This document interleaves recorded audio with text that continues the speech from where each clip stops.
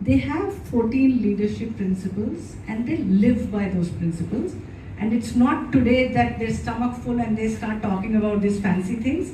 When it was 6 people organization, when it was working out of a garage, is when they defined and anchored those values. And what they do today is they live, breathe, every single thing that they do is anchored around those values. If it does not fit into those values, they don't do it.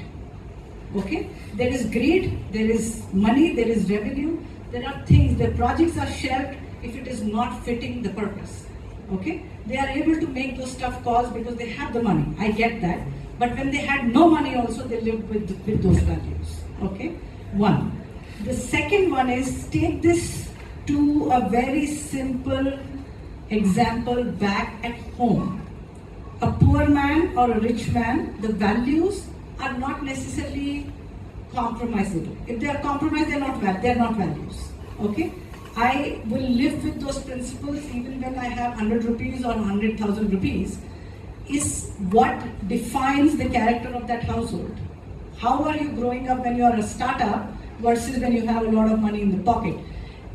At your home, go back and check what were the 3 values you grew up with or without money. That is really defines, and that's non-negotiable. The moment you are moving away, I think there are 100 ways of moving away and say because it's convenience, because it is not fitting that you do, right? So startup is an excuse where we feel that you cannot have values. I ran a startup, a successful startup, absolutely on the values. We never compromised on the value. Even when the client was right, I'm leaving the business on the table because it's not aligning with the values.